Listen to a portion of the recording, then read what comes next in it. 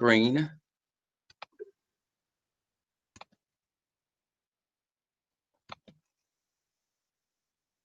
Hopefully everybody can see this. Yes? Looks great.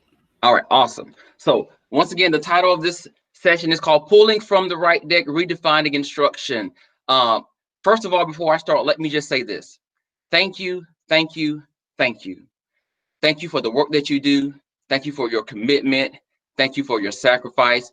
Thank you for showing up every day.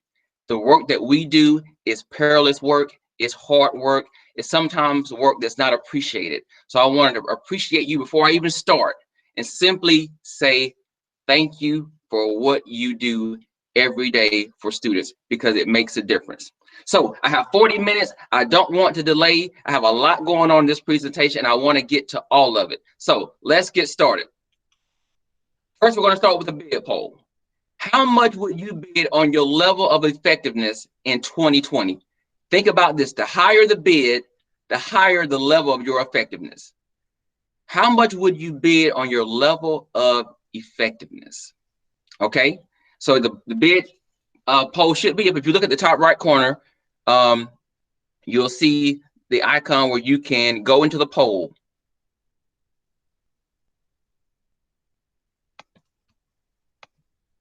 Can everybody see that?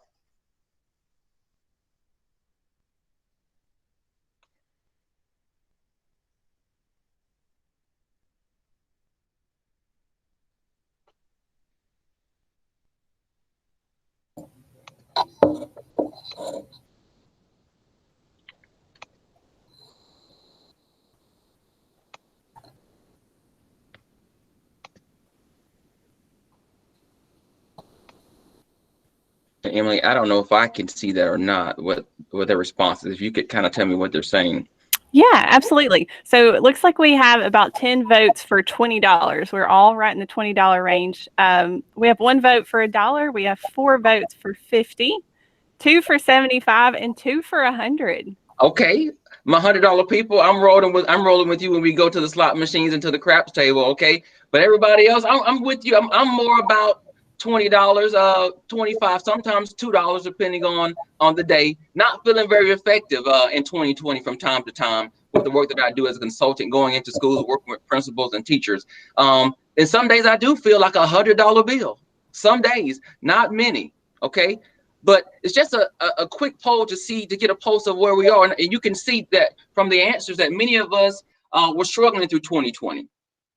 And that's constant, and it's understandable. So what we have to understand is this: education is a gamble. Every day that we show up, it is a gamble that we take trying to educate students. There's a certain amount of risk we must take in education, as many things are dynamic and unpredictable, not just for us, but also for our students. Some days we look like this. Let's say this is January 2020, start of a new year, excited about the new semester with our students, smiles on our faces, looking forward to making a difference. Pandemic happens. Students go home in March. Summer break, we return. Some of us still virtual, some of us blended. December comes and our faces change from this to this. We are tired. We are exhausted. We are frustrated. We are concerned. We are stressed, not just about school, but also about things that are going on around us, even in our home. And I must admit, there were some days I felt like this. Just bring me a cigarette and bring me a bottle of something, because I can't take it anymore, right? I know many of you probably have felt the same way. But despite the level of risk that we take, despite the frustration, despite the anxiety, despite the worry that we have, if we are in the game of education, especially in 2020, and we want to be effective, we had to go all in. We had to give it everything that we had, even if some days we didn't have very much. But all of what you have is better than giving nothing or giving part, right? 100% of whatever it is, we are willing to take. Q&A. Name one thing. We're going to go back to the top. Name one thing that makes a teacher effective in your mind. Just give me one thing. One thing that you say, if a teacher is this, or if a teacher does this, this teacher would be considered effective. Okay, let's take a few seconds to fill that in. Just tell me one thing that you think makes a teacher effective.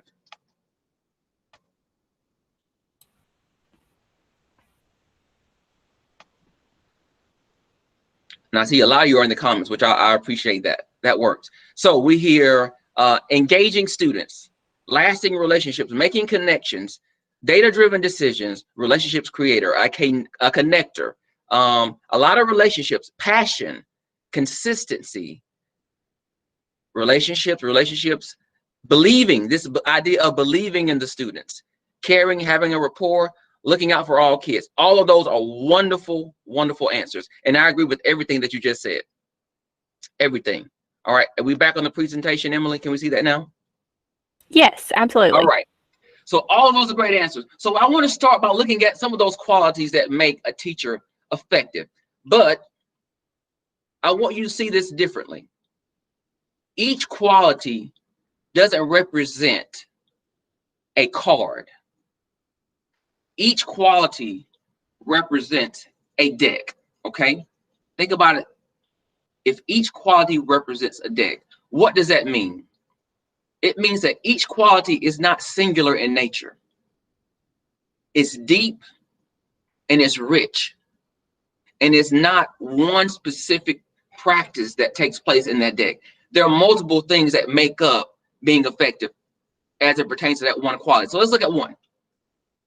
A teacher is specific. And not only is he or she specific, but she also provides clarity. Once again, this is not singular. This is rich and it's deep. It's a deck. An effective teacher could also be one that provides feedback and provides supports to students. Thick, rich. An effective teacher is relational and believes in collaborations. An effective teacher, and we said this, is data-driven. We're not just showing up doing what we think is right. We're doing what we know is right based on student data. An effective teacher is also an effective manager. Now, I know when we think about management, we oftentimes think about classroom management, behaviors. There are so many things that a teacher must manage beyond behaviors. Honestly, I think behaviors is really way down the list on things they manage. If everything else is managed effectively, like your pacing, your depth of knowledge, your quality of instruction, making connection between strategies and student performance. Those things have to be managed and they make you an effective teacher. Your rigor is also a quality of an effective teacher, as well as a teacher that's relevant, right? Not teaching something from the 1920s or for me teaching from the 1970s, because that is my era where I was really doing my thing, right? I feel comfortable. This is my time. This is my comfort zone. So teachers teach the students in ways that they want to be taught, ways that they connect with, in ways that they learn best.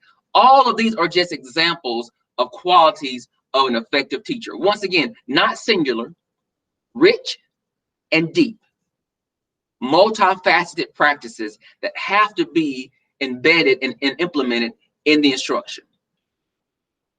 But there are two things I want to look at in general as we talk about teachers. This includes those qualities we just talked about. Teachers can operate out of two decks. And these two decks we really saw come forward in 2020. There is the deck of comforts and there is the deck of challenges. We're going to focus on first the deck of comforts. A comfort is a state of physical ease and or freedom from distress, strain, or constraint. A state of ease. I do it naturally. with freedom. Now, in this deck of comforts, I want to identify some things that we are typically comfortable with as educators. We're often very comfortable with the content. I've been teaching English ninth grade for 20 years. I know the content. I know the standards. I can teach it with my eyes closed, right? Very comfortable with that. We can also be very comfortable with instruction. Specifically, if we're talking about the instructional frameworks, I know my opening, I know my mini lesson, I know the work session, I know what a closing is, I know how to activate my students. Instruction is standard. It's something that we have been doing for years. Many teachers are comfortable with the idea of providing instruction, specifically direct instruction for those that like to talk a lot and like to be the sage on the stage. We are also very comfortable with rules. If nothing else, the first day of school, everybody has their 3 to 5 rules in place, and they know exactly what it's going to be every year. The rules typically don't change. I can make up rules. I can implement rules. I can carry out rules as a teacher. Very comfortable with that. I can also be very comfortable with the culture that I have within my classroom. Not only in my classroom for my leaders, you're also very comfortable with establishing a certain school-wide culture for your students and your teachers. Developing a culture is a part of who you are, and you do that naturally. It is innate, without constraint. It is something you do with freedom and with ease. Assessing students is also something that we do all the time as teachers, whether it's a student worksheet, it's a quiz, it's an actual an assessment like a test or a unit quiz or something like that. We assess kids all the time. That's something we're very comfortable with. And lastly, rituals. How my school operates, how my school runs, how my classroom operates, how my students move throughout, acquire materials, turn in homework, how I collect things, how we answer questions, how we go to the bathroom.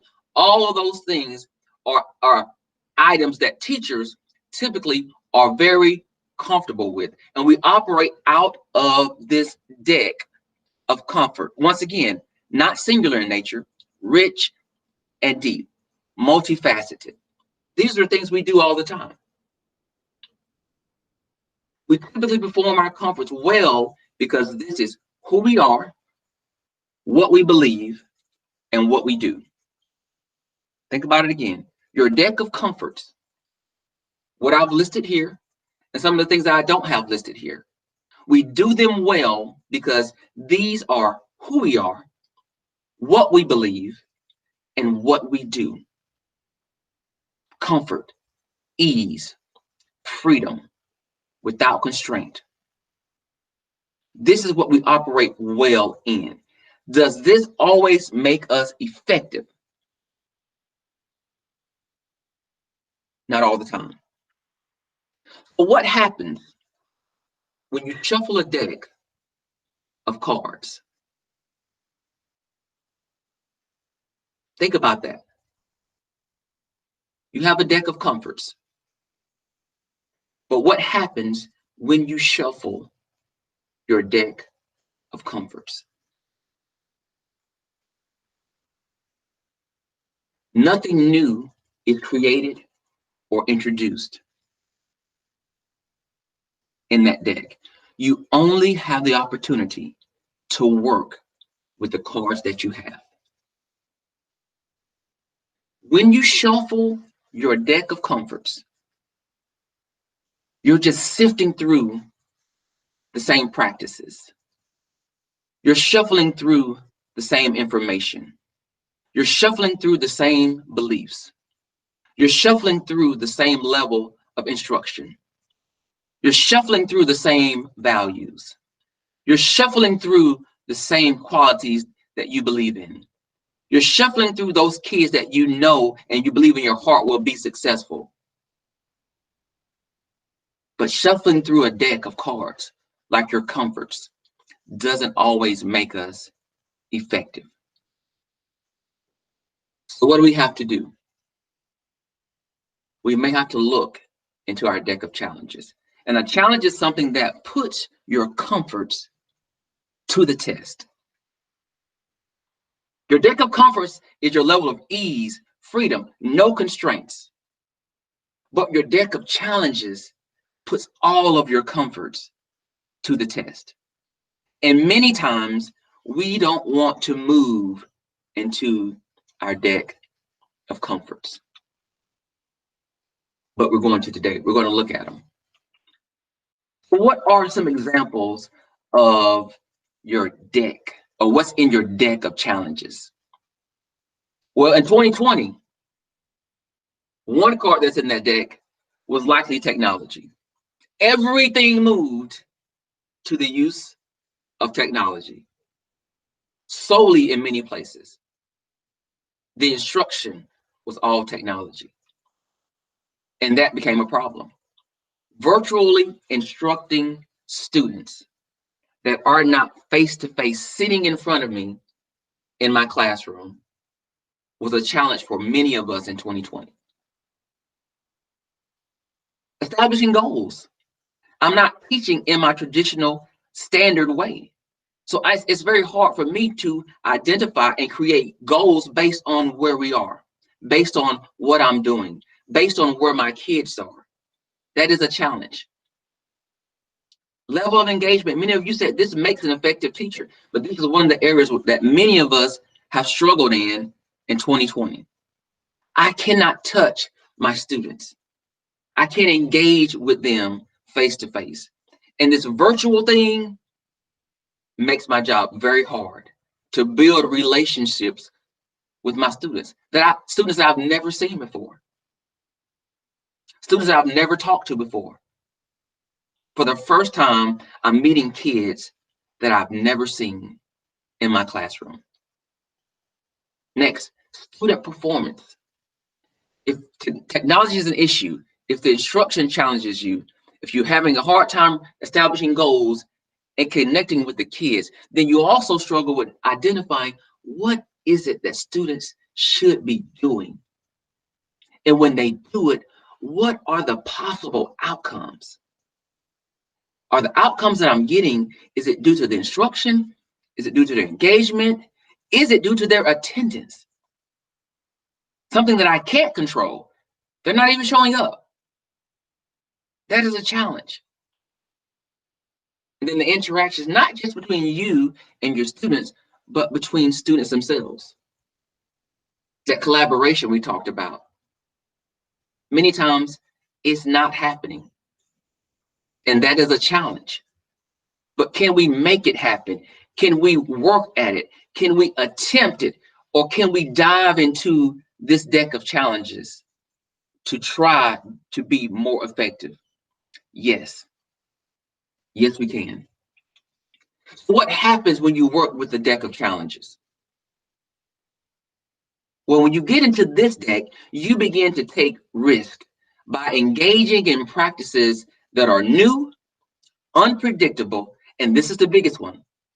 This is the reason why we don't go into the deck, because it's uncomfortable. We struggle to move into our deck of challenges because it's new, it's fresh, it's scary, it's unpredictable, but most importantly, it doesn't make me feel good because it's so uncomfortable. When you are unsuccessful with your current practices or deck, you must introduce something new, either a new card or a new deck. And in 2020, I like to think that many of us did this. We went into a deck of challenges and pulled out new cards, or we had to operate out of a whole new deck. Bid poll. How much would you bid on your shift from comforts to challenges in 2020? Go back to the bid poll. Tell me what you think. Once again, the higher the bid, the higher the level of shift that you made. How much would you bid on your shift from comforts to challenges in 2020?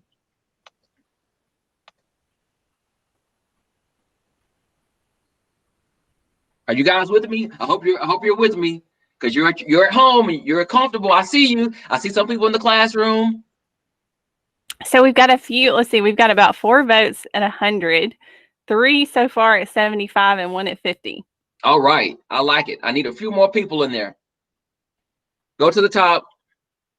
You see a triangle, a square, and a circle. That's where the poll is. So it looks like we're all hanging out in the 50, 75, or 100 range. Okay, so let me just say this. If you're hanging out at 50, that's good. That's a good amount of change. If you only have $100, think about it this way. If you only have $100 and you bid half of what you have, that's a big risk. That's a big risk.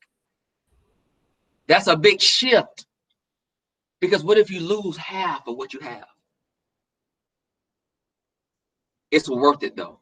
It's worth it. So let's get back into it. Oh, time is ticking. Time is ticking. Time is ticking. All right. So let's get into the latter part of this. The power that lies between these two decks is a risk that we must be willing to take. It is a gamble, but we need to take this risk. And that power is the deck of choice. And so for those of you that said 50 and 75 and 100, that was your bid, you made this deck appear in your practice. You activated the power of choice because you realized something needed to shift from comforts to challenges.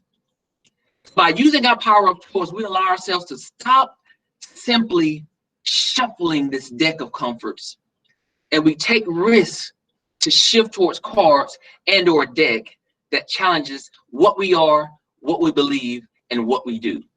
In order for you to have survived 2020, you had to use the power of choice and redefine the how of instruction.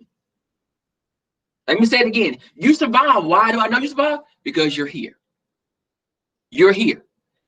And so you had to redefine your how. Now, let me just go back and say this. When we talk about those things of shifting to a new day, I'm not talking about shifting your husband, okay, or shifting your wife, or shifting your kids. You can't get rid of your husband or your kids or your wife, okay? You are stuck with them. So don't move those, don't take those comforts out and say, oh, I got to go find me a new husband. I need a new deck. Or I got to give me some new kids. So I need to get me a new wife because I need a new deck. No, that's not what we're talking about, okay? That's a whole other issue. But we're talking about shifting your how as it relates to instruction. Don't leave that woman or man, or don't leave your kids. Keep them. Continue to work with them. But redefine the how you deal with them, just like you redefine the how of your instruction. So the use of media and technology allows us to develop relationships. It really does, with students through instructional tools that permit unique and creative student practices and performances that connect to diverse student populations. Are all your kids the same? No, they're not. Do you build all relationships the same with each of your students? No, you don't.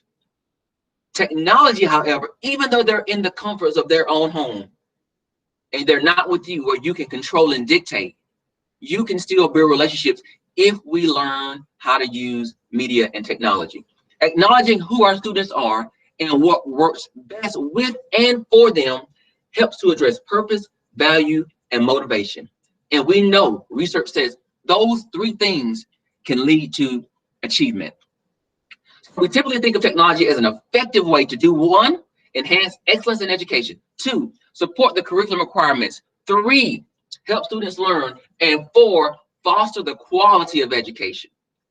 It can do all of that. Learning technology is also a useful tool to help teachers meet diverse student populations. So who are your students? Who are they? It's just not Marcus. It's just not Felicia.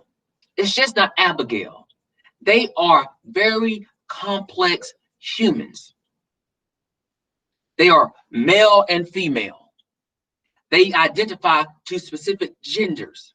They have physical abilities that are varied. They have different cognitive abilities. They have different intellectual and interests. They have different learning styles. They come from different experiences, and as well as different and diverse and varied and wide and deep cultural backgrounds. Your kids could be involved or connected to 20 different cultures. And trust me, you can connect to at least 5 of them, at least 5, if not more. But the more you connect with them, with the use of technology, you're going to build those relationships, build motivation, build confidence, build value, build their self-worth and purpose, because ultimately we want to increase student achievement. So making good bets yield more wins, because when you win, your students win. So we're going to talk about what are the tools to survive 2020. And these are also the same tools that you can use to survive 2021. Redefining tool number 1, making learning visible. A lot of words, I know, but simply this: technology is a beautiful thing, right? No longer am I drawing pictures on my whiteboard. No longer am I using my overhead projector with all of my multiple colorful pens. Okay? I have technology. Things that I used to draw and have to do and take hours doing, I don't have to do anymore, because technology allows students to justify and explain their thinking through a variety of diverse sets of pictures, diagrams, videos, animations, recordings, gamings, and other unimaginative ways that are out there that we haven't even seen or tackled yet. Our job is to find the best means of optimizing learning for our students using the technology resources we have available. Simply this: if we're going to make learning visible, the big takeaway is this: they need to see it. Put the content in a context so they can see it. Redefining tool number 2, engage students in learning or in a learning process. Engage students in a learning process. These students grow up or are growing up in a digital age. I have 2 kids, a 4-year-old and a 1-year-old, and they are growing up in a digital age. I am very appreciative of this digital age, especially since they were home with me for 7 months. I love, I value, I honor the digital age. And so we have to take advantage of it. And we don't need to see it as a distraction. Okay? To make sure that students are getting the most out of every lesson, the content should be presented in a clear way that has immediate value for students. Technology allows for collaboration among students and self-directed learning. So not only should students see it, the big takeaway number 2 is they should use it. No longer are these computers sitting in closets. No longer are they sitting in storage rooms. No longer are they sitting in cabinets. Those days are over. They will be using technology. They have to use it. They have to use it. Redefining tool number 3, student exploration. So research says a whole lot about multimedia in the classroom, but what we know is this: the use of technology effectively shrinks the world by sharing knowledge and experiences. It shrinks it. The world is ginormous. It's large. But the use of technology shrinks it, brings it right before their hands and their eyes. It can address also issues of equity. And what do I mean by that? Many of your students don't have the opportunity to travel and see the world and have experiences. But by the use of technology, you put it before them. The internet and technology opens up the world and beyond. It supports equitable instruction. Takeaway number 3, you need to do it. See it, use it, now do something with it. Okay? See it, use it, do it. Redefining tool number 4. Students learn how to learn when they use technology. Students can access current information via databases and images and files and history, and they can create an environment that fosters their own learning and their self-esteem, and it empowers the educator to go beyond traditional boundaries. Now, have you gone beyond your traditional boundary in 2020? Yes, you have. Have I gone beyond my traditional boundary in 2020? Yes, I have. Simple question. Are you tired of Zoom meetings? That means you're saturated. You're over your boundary. Who sits at a computer for hours and hours and hours and listens to somebody talk? That is abnormal. That is beyond our boundary. The students need to control it. They need to see it. They need to use it. They need to do it. They also need to be able to control it. So what does that mean for you if students are controlling and accessing their own learning? That you are taking a step back. That work session has looked a whole lot different now, hasn't it? A whole lot different. That guided mini lesson is more what you're doing versus just simple sage on the stage 20-minute talk, right? It's not the same. Because you can't afford to lose them by being a sage on the stage for 20 minutes anymore. It looks a whole lot different. You've got to empower them to do more. And you've done that in 2020. That's why you survived.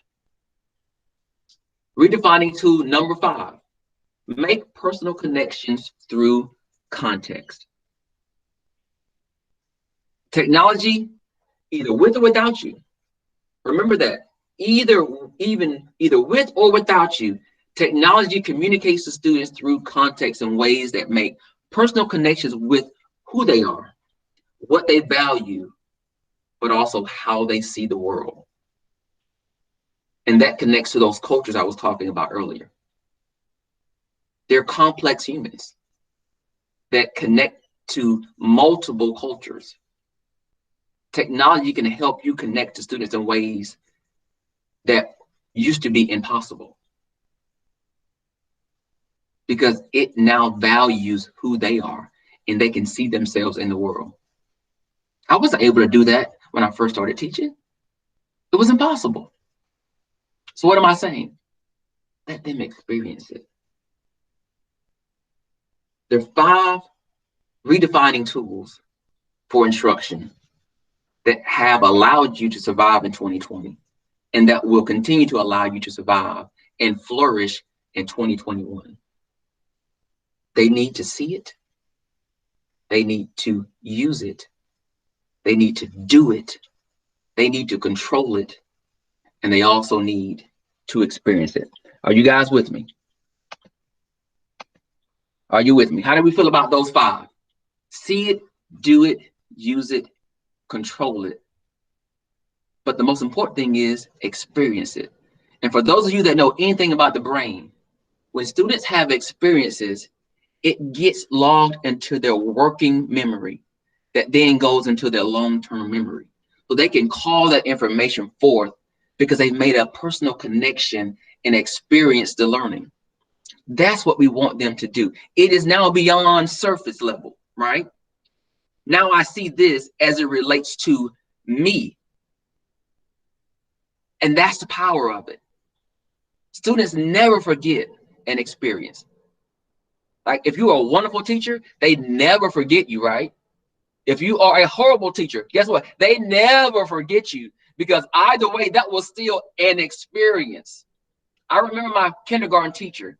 I get caught up in story time, but she was a beautiful blonde, Miss Gorley. Wherever you are, Miss Gorley, I love you. I still love you. She was so beautiful. She was so sweet. I would hug her leg every morning. I just got in a fight with another guy named Chris because we both loved her so much. And we couldn't get enough of her. She gave me an experience every day. And that started my love for school and education. Miss Gorley. She got married and moved away after I moved to second grade. I was so upset with her husband. He's probably a wonderful guy, but at the time I didn't really think so. Okay, moving on. No more story time. All right, those 5. So where do you need to take a bigger risk? Out of those 5 things, where do you need to take the risk? In allowing kids to see it, use it, do it, control it, or experience. You can put it in the chat if you want to. Where do you need to take the bigger risk?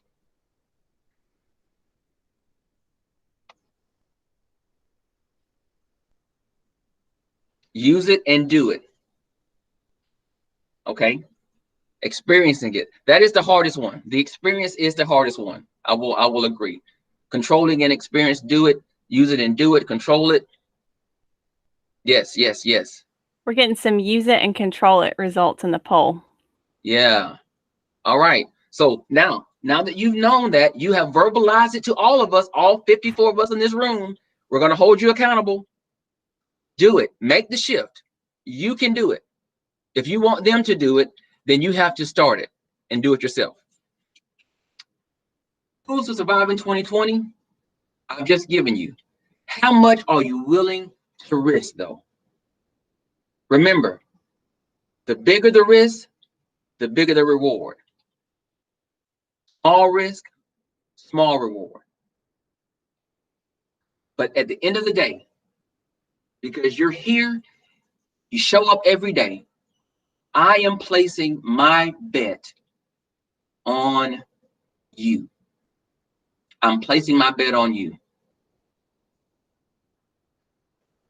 If you want to find me, once again, Dr. Christopher Holmes, you can find me on Facebook at Fully Engaged. You can find me on Twitter at Engaged Fully, or you can find me on my website at fullyengaged.wixsite.com/website. I host a show every Thursday night, which means tonight I have a show called Teacher Talks I Do. We talk about a whole bunch of issues. It's at 9 o'clock, so it's late. Kids should be down. We can have adult conversations. Thank you guys so much for joining me today. And I want to leave you simply with the lyrics from Miley Cyrus's song, The Climb. Because she said, I can almost see it, that dream I'm dreaming, but there's a voice inside my head saying you'll never reach it. Every step I'm taking, every move I make feels like I'm lost with no direction. My faith is shaking, but I gotta keep trying. I gotta keep my head held high. Because there's always gonna be another mountain. I'm always gonna wanna make it move. I always gonna wanna have an uphill battle, but sometimes I'm gonna have to lose, but it ain't about how fast I get there. It's not about what's waiting on the other side. Because if 2020 has taught me anything, I realize it's really about the climb. Thank you guys so much. I hope you enjoyed this session. I appreciate you for being here with me. And thank you for having me. I want to thank everyone for being here today, especially Dr. Holmes. We appreciate you sharing with us. So please take some time and return to the session board to get links for the next session and additional fun. Also, be sure to come back to our session board in a few days when all of the videos will be available. This room is going to close shortly, but thank you for participating in the I Survived Teaching 2020 collaborative. Make sure you're using the hashtag and share with us on Twitter. Hope you guys have a great afternoon. Thank you guys. Have a great day. Thank you, Dr. Holmes. Yes, ma'am.